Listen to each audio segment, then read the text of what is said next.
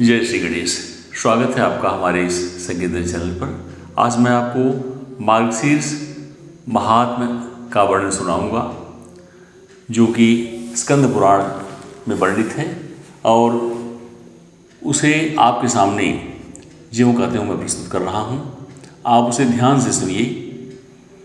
सूत जी कहते हैं, देवकी नंदनम कृष्णम जगदानंद कारकम भुक्ति मुक्ति प्रदम वंदे माधवम भक्तवत्सलम।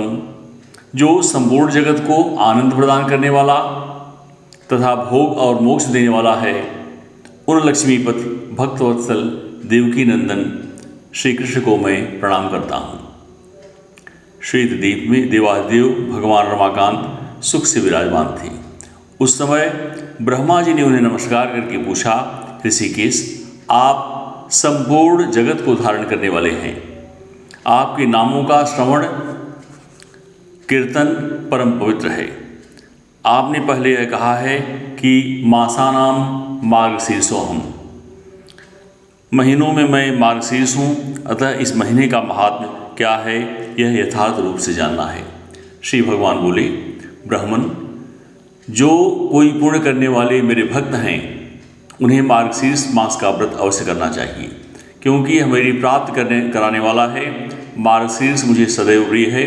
जो मनुष्य प्रातःकाल उठकर मार्गशीर्ष में विधिपूर्वक स्नान करता है, उस पर संतुष्ट होकर मैं अपने आप को भी उसे समर्पित कर देता हूँ।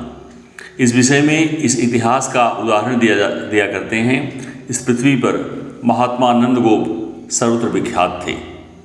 उनके रमणीय गोकुल में सहस्रों गोप कन्याएं थीं।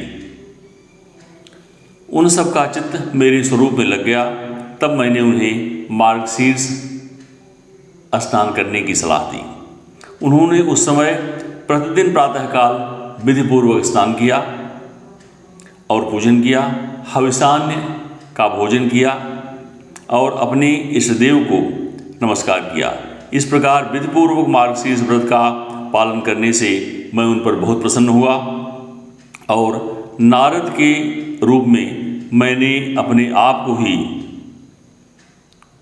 और वरदान के रूप में मैंने अपने आप को ही उनको अर्पित कर दिया। अतः सब लोगों का मार्गशीर्ष व्रत की विधि का पालन करना चाहिए।